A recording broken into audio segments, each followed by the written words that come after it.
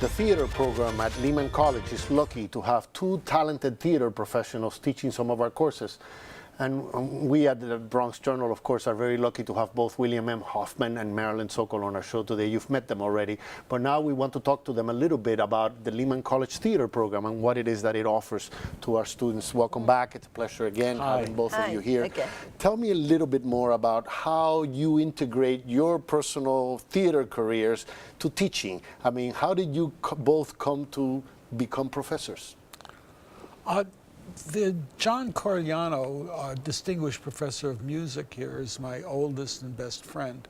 And over the years, he said, Bill, you're teaching in the wrong places. I was teaching in such places as Yale and Purchase, and I wasn't happy. I was teaching all over the place, and he said, you would be much happier at Lehman College. I said, go on. And for years I said, nah, I'm not going to Lehman. I'm going to these fancier places. And finally I did as he suggested. I started teaching at Lehman, and he was absolutely right. This is the best place I've ever taught. Why is it the best place? The students are the liveliest. They're exciting. They're excited. That's the plain truth. So they're hungry for it? Hungry for it, yes. They want to succeed. And they have a freshness about them and a brashness sometimes. They can be pains in the butt, but they're New very good. Yorkers. But they're very sharp, and I like that. I like that a lot. They're very competitive with other students I've ever taught. Is that your experience too, Amel? Well, first, can I tell you how it happened? Please. I was doing my nightclub act. We called it a nightclub act back in '73. Now it's called cabaret. But a guy named John Braswell, did you know him? No. He was a big deal at Sarah Lawrence, and he asked me to go teach song. Yes, I did know. Song interpretation. Yeah. And so I did, and I loved it. Actually, before that, I had taught improvisation and theater games to kids, to teenagers at the 3rd Street Music Settlement House. And I just really loved it, and I taught it, you know, the Actors Studio Drama School at the New School and the Montana State University. And I don't know, I did a stint at Princeton with the New York Film Academy. But I asked Dante Alberti, who was here already, and he had directed me in a play off-Broadway, and I said, could you please introduce me to the powers that be? And he did, and therefore here I am and loving it. I'm in my 7th year as a distinguished lecturer. And what I found here is a very rich texture, emotional texture. Probably my first class, I had a set of twins, female, young, beautiful. I remember that. Yeah. And one of them, in relaxation, which is an actor's studio kind of relaxation, was just decimated in tears, largely because when she relaxed, her emotions, which she was keeping down, just came like Vesuvius, you know, and I took them to the counseling office. But my point, that does not happen very often.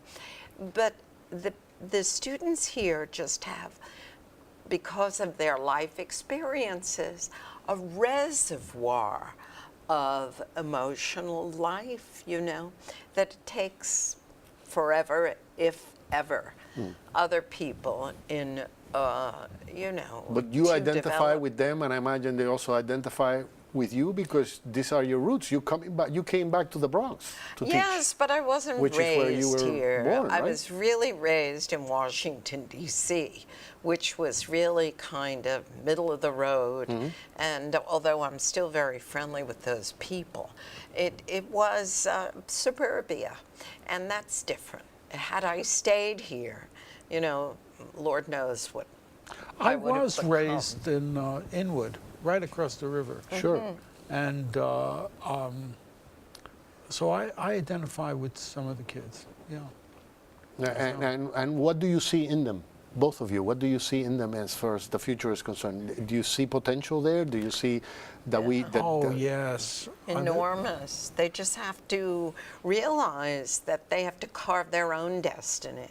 When you are an individual, they're all those that want to do it, you know, are distinct individuals, and they get scared, you know. I can't fit in, you know, there aren't parts for me. Make the parts. Look at the guy who created In the Heights. He was a rapper, and he basically created... Or Sid Bay, what's her name, in Precious. Yeah, that's right. Who got the role here in Precious is heavy, wonderful woman, beautiful woman. And she didn't want to audition. That's you know right. that? So it was Henry Obayes, Yes. who's the assistant director of Lehman Stages, who convinced her. And the rest is... There's a lot of low self-esteem problems, and they're not used to thinking, some of our students are not used to thinking of themselves as worthy or ready for the real world. And yet we have some alumni who are out there in the real world doing great, right? For mainstream showbiz. And they can be ready. I try to focus some of my teaching on speech, not to take away people's accents. We have a complete array, you know, a rainbow array of accents. We can capitalize on their accents. Of course. But they have to be understood. You have to be clear. And I find the emotional life of our students so useful for when they write. The experiences that the kids are bringing to their writing is staggering. I've never seen such a talented that's what I wanted to ask you about. Because I wanted to ask you what courses you teach. Obviously, you teach playwriting and screenwriting, among other courses. Okay, and then as part of their assignments, you're seeing what, life in the Bronx when they write scripts? I see all kinds of things, including life in the Bronx. I ask them, one of the exercises is most fun, they're each supposed to overhear conversations. And write turn it into a dialogue. No, just write down what they hear. Okay. Eavesdrop. Eavesdrop, which can be very dangerous. Yeah. Don't get arrested. Please be discreet. Yes, that's right. And, don't get beaten up and don't get arrested. Don't let them see you scribbling next to two drug dealers. Right. You know? That can get you into some trouble.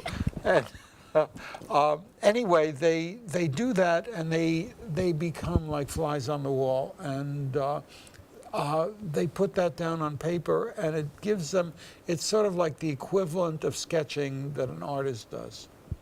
So it's very important for their growth. And through those exercises, I hear what life in the Bronx is like.